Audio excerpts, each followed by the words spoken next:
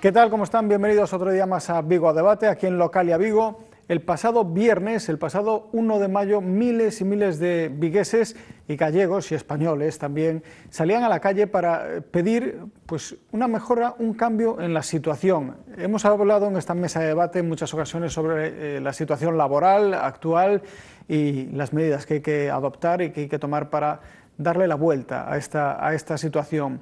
Sin embargo, la situación, en lugar de mejorar, la impresión que tienen muchas personas es que en lugar de mejorar, lo cierto es que en los últimos años ha empeorado. Parados de larga duración, a los que se le ha acabado ya las ayudas, la asistencia, parados crónicos, se empieza a decir ya, personas que es muy complicado que vuelvan a reinsertarse en el mercado laboral.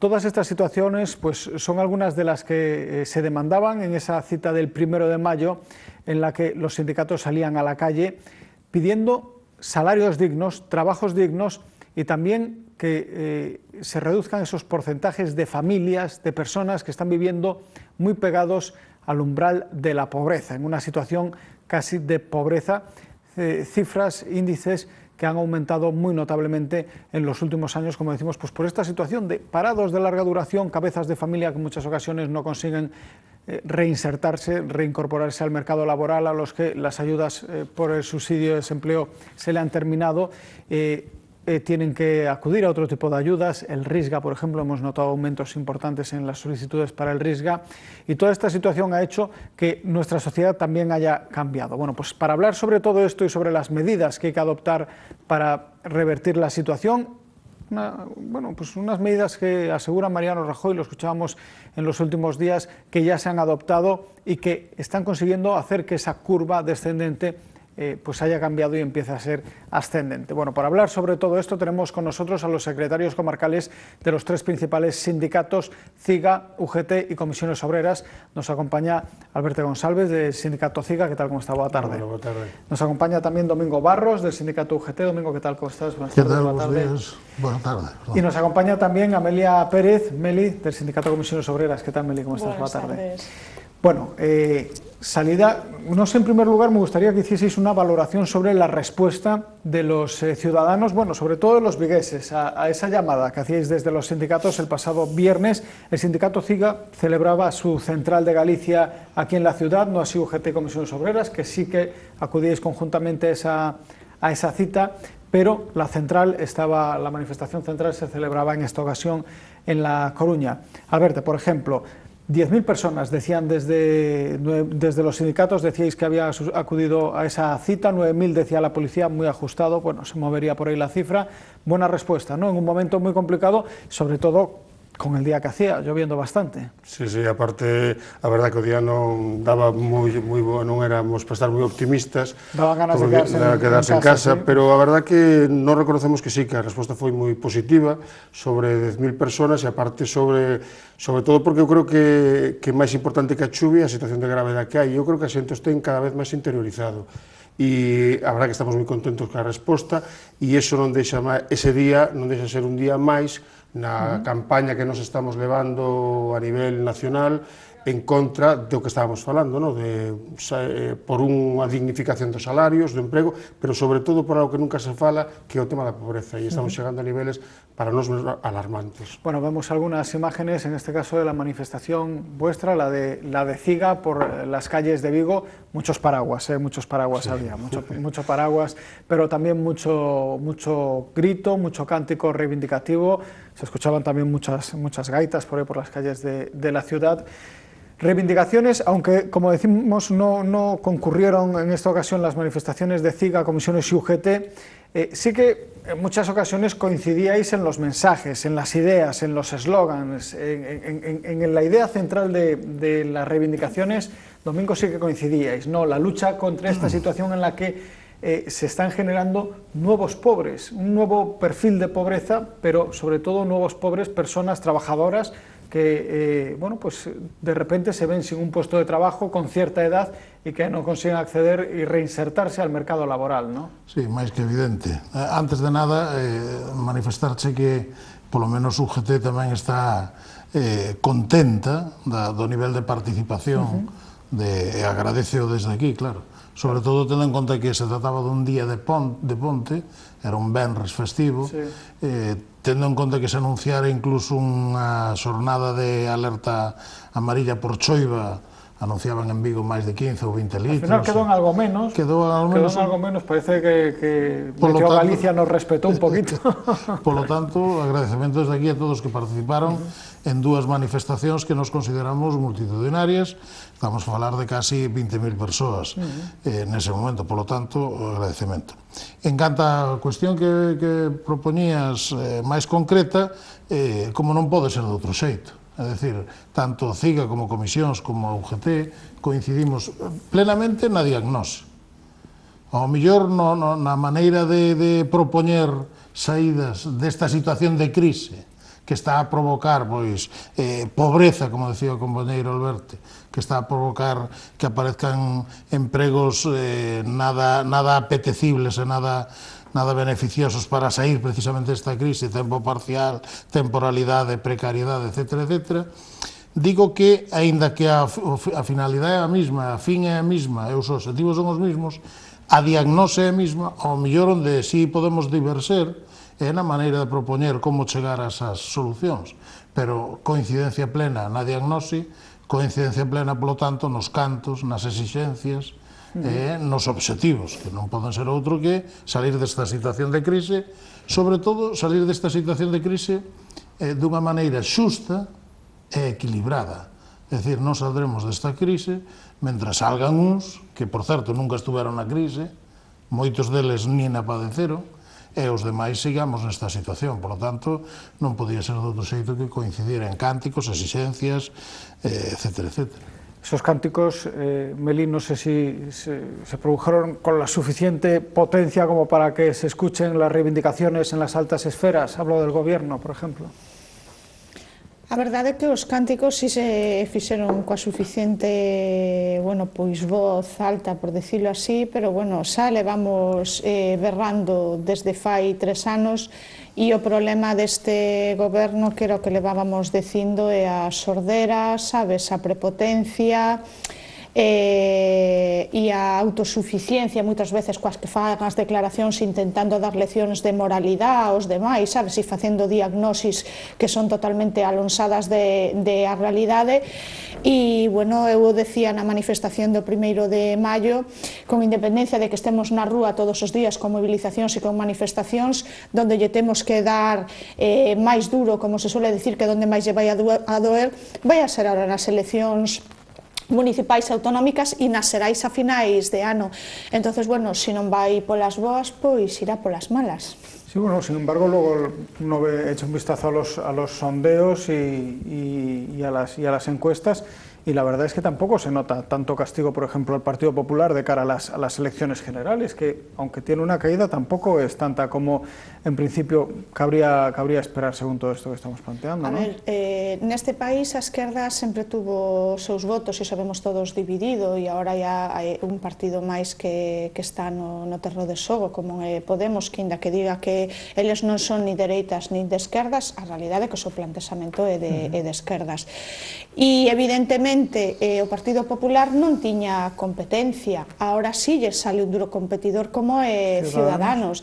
Entonces, mirando que sí é certo que en número de votos siguen sendo primeiros, eu creo que a realidade é que día a día as enquisas llevan dando cada vez menos votos porque ellos está restando Ciudadanos. Entonces, xa miraremos de aquí a final de ano si realmente siguen quedando de primeiros ou si quedan de primeiros con unha diferencia de menos dun punto, sabes, co segundo. Eu creo que o decía outro día Antón Losada moi ben nunha tertulia, a volatilidade nestes intres, sabes, do panorama electoral non nos vai a permitir, digamos, que facer unha diagnosi ou un pronóstico acertado de aquí a final de ano.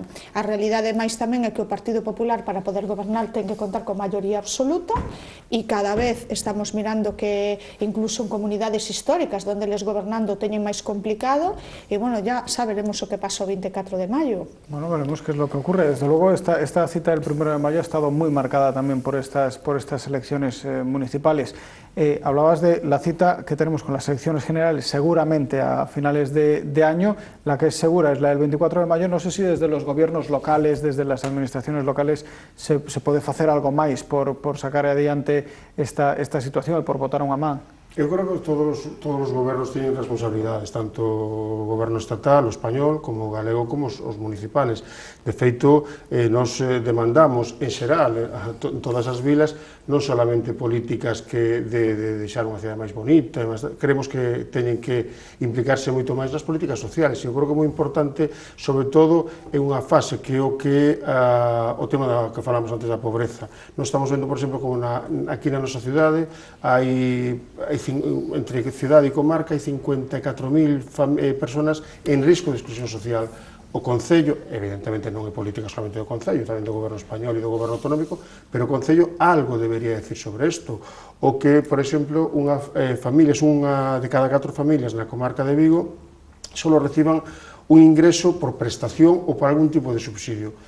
Isto para nos é gravísimo e nos entendemos que sí, que todos os gobernos que para eso escollemos teñen algo que decir, non basta solo con falar de, como estábamos vendo estes días últimamente, como, bueno, que se están arreglando as rúas casualmente antes das eleccións, donde si baixa un pouco o paro na construcción casualmente antes das eleccións, que é o tema da obra pública, pero entendemos que hai que ir moito máis alá, e eu prefiro unha cidade onde os seus cidadáns, a xente que vive nesa cidade, teña o mínimo para vivir, moito máis que unha cidade que este máis ou menos bonita, por decirlo de alguma forma.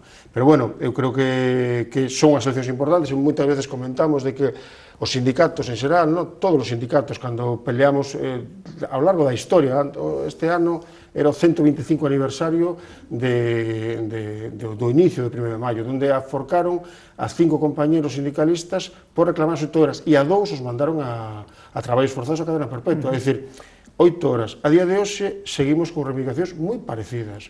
Cambiaron os tempos, evidentemente non estamos fai 125 anos, pero ante eso creo que hai que decir algo. Entonces é necesario canto que a xente se movilice, que a xente participe, e o que moitas veces que decimos, que o que costa tanto conseguir nas empresas, na negociación, a veces chega un goberno e de un plumazo nos retira o que conquistamos ao longo de moitos anos, e estamos vendo que as políticas do goberno do Partido Popular, que en estes 4 anos fixo unha auténtica desfeita de moitas conquistas sociales que fomos ganando ao longo dos anos. Domingo, algún apunta a nivel político? Sí, eu solo nin por matizar, por complementar o que a apreciación que fai Alberto, que coincido basicamente con ela.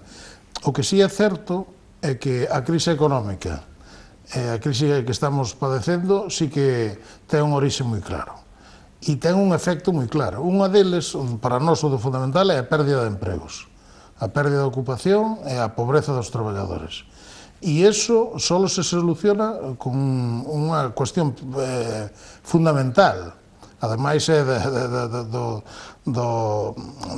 de que volva a aparecer unha situación económica aceitada, tamén depende fundamentalmente das políticas activas de emprego. E as políticas activas de emprego nesta comunidade autónoma, e nas demais comunidades autónomas, en casi todas, polo menos na nosa así, depende, é competencia exclusiva, non exclusiva, pero fundamental, primordial, da comunidade autónoma, da Consellería de Traballo, da Xunta de Galicia, no seu conxunto, etc. Non só da Consellería de Traballo, pero sí. Polo tanto, eu creo que moitos deses berros do 1 de maio, moitos deses iban dirixidos precisamente a esa falta concreta de políticas concretas e políticas axeitadas que poden provocar, en unha cidade como esta, que tuvo uns niveis de benestar, eu creo que importantes, moi relevantes, incluso comparado con outras cidades de Galicia non hai moitos anos, pois eu creo que é fundamental que a Xunta de Galicia asuma, xa que di que o paro, que o desemprego é o primeiro problema, asuma dunha puñetera vez a idea, o compromiso de poñer en práctica políticas que sean as primeiras destinadas fundamentalmente a poñer en marcha esas políticas activas de emprego. Se non é así, seguiremos contando con esas 60.000 persoas en Vigo en risco de exclusión social, con 39.400 fogares na provincia con todas as súas persoas activas en paro, con 15.000 fogares nos que non entra ningún ingreso na provincia, etcétera, etcétera, etcétera. Por lo tanto, os concellos teñen moito que ver, sin lugar a dudas, sobre todo nas políticas sociais. O Estado ten moito que ver, dai parten os fondos, dai parte o reparto dos fondos, aí están as conferencias sectoriais, pero a Xunta de Galicia, eu quero señalar neste caso concreto de políticas activas e políticas para que o emprego, para que as políticas de emprego vayan arriba, é competencia da Xunta, por lo tanto que asuma as súas responsabilidades, claro. Bueno, pero la realidad es que dá a impresión de que o Goberno central centra as súas políticas en adoptar medidas para que os empresarios se queden en España e se mantengan a súa actividade en España, o cal é bo, dende logo, para manter o emprego e xerar novos empregos, pero tal vez non a calquera precio, non? No, e sobre todo este goberno do que se preocupa é do gran empresario. Non esquezamos que a maior parte da aportación ao PIB deste país o fan as pymes e realmente só miramos na representación do famoso Consello de Competitividade en Madrid as empresas que están representadas, pero que ademais as demás decisións que adopta este goberno van encamiñadas a favorecer sempre as multinacionais. A semana pasada o Goberno do Estado lle avisaba a Xunta de Galicia de que eliminara esa traba de, bueno, con respecto ás grandes superficies comerciales, para que solo o Goberno do Estado, digamos que dera o permiso para instalar esas grandes superficies, porque aquí en Galicia tamén hai outra, bueno, pois digamos que se meteron nese tema, e aparte de dar permiso ao Estado, o Goberno da Comunidade Autónoma tamén algo que decir. O Goberno do Estado lle decía que esa doble, bueno, pois ese doble filtro, por decirlo así, que había que eliminalo. E despois tamén estamos mirando como é o tema do TTIP, do Tratado de Libre Comercio, no que as organizacións sindicais estamos posicionados en contra, porque non é que vayamos a facer transaccións comerciais con Estados Unidos que xa existen, sino que o que se pretende introducir a través do TTIP é a ausencia de regulamento, sabes, para controlar as multinacionais, porque se favorecerían arbitraxes privados cando hubiera algún tipo, cando hubiera que dirimir calquer tipo de conflito ou cuestión entre o Estado e as grandes multinacionais, aí se introduciría o arbitraxe privado, porque evidentemente tamén o que pretende a gran patronal europea, bueno, é a premisa neoliberal, canto menos regulamento por parte dos Estados, mellor para eles, permitindo incluso a introdución de temas tan perigosos como a ausencia de regulación en transgénicos, en produtos químicos, etcétera, etcétera. Alberto, vos tamén estáis posicionados en contra dese Tratado de Libre Comercio. É certo que se está favorecendo as grandes empresas en lugar dos pequenos empresarios? Sí, aparte, bueno, en xeral se está favorecendo as grandes empresas por unha parte, pero tamén creo que os pequenos empresarios no que respectan dereitos laborales tamén se está favorecendo. De feito, a reforma laboral favorece a todo o empresariado en xeral, e o que estamos vendo, o que sí estamos vendo, que estamos denunciando desde as centrales sindicales e desde a CIG en particular, é que desde hai un tempo a esta parte da riqueza destas empresas, sobre todo as grandes empresas, pero tamén a pequena e mediana empresa, parte do seu beneficio está vindo dado por a precarización e polo abaretamento de costos do que é a clase traballadora, é dicir, os traballadores e traballadoras. Pero evidentemente que ten o maior beneficio neste país é el IBEX 35, Evidentemente. Vamos a ver, eu sempre digo unha cousa que, recordando as clases de física do instituto, que dicía, a enerxía non se crea ni se destrui, só se transforma. Eu digo mismo do capital, o diñeiro. O diñeiro non se evapora, o diñeiro cambia de mans. E o que si vimos durante estes últimos anos é que antes non é que houbera unha economía socialista onde estuvera todo repartido, pero si veíamos que había unha maioría de traballadores e traballadoras que podían ter unha vida digna e chegar a final de mes dunha forma máis ou menos dignamente. Vemos que agora ese capital non desapareceu, non desapareceu, pero os que, e antes comentaba o Domingo, os que eran, hai xente que nunca pasou por esa crisis, e os que eran ricos, a día de hoxe son máis ricos, é dicir, que o que está favorecendo estas políticas é que é unha acumulación de capital e moi poucas máis. Evidentemente, as grandes corporacións, sobre todo multinacionais, son as que teñen ese poder para facer que iso engorde moito máis. Si é verdad, en contra de que teñen prexuicios a pequena e mediana empresa, por eso tamén nos reclamamos unha banca pública galega, no? que fluye o crédito. Os bancos a día de hoxe, depois de todo o diñeiro que desde do Estado, é dicir, de toda a ciudadanía, se aportou para salvalos da crisis, estamos vendo como teñen beneficios inxentes e vemos como o pequeno negocio ou mediano negocio non dá arrancado. E por que non dá arrancado? Porque non fluye o capital. E por eso nos creemos que ten que haber, e non unha medida que estemos pedindo descabellada, é dicir, hai en Venezuela, hai en Brasil, hai en Cuba, pero hai en Alemania, hai en Italia, hai en Inglaterra, é dicir, países non tan lonxanos de nós, e nos reclamamos que ten que haber capital público para que se podan favorecer a que a economía fluya. E outra cosa que tamén teño que dicir, que tamén unha cosa que creo que é importante, que cando nos votamos un goberno, non votamos un goberno como un consello de administración, que ao final deixa que o mercado, como dicen os neoliberales, que o mercado se regula solo. Non. Os gobernos teñen a obligación de intervir tamén cando teñen que intervir no mercado. E nós creemos que o goberno galego e o goberno español, evidentemente non o municipal, pero si o goberno español e o goberno galego, algo teñen que decir e deberían intervir, e creo que moito terían que decir en esta situación. Por iso é tan necesario, canto, urxente, un cambio de rumbo. O cambia a política do goberno, ou ten que cambiar o goberno. Domingo.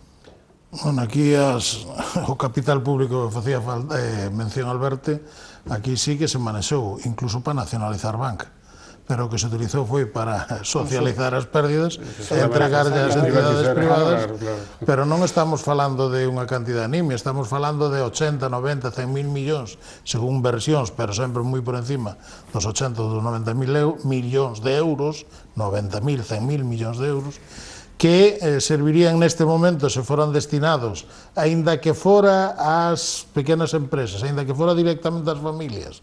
Neste momento non estaríamos nesta situación nin tolos. O que se fixou unha transferencia de fondos públicos a entidades privadas, claro. Sí, da frase esa que hai ahora de socializar as pérdidas, individualizar e privatizar as ganancias, iso é máis que evidente, é certo e conoce todo o mundo.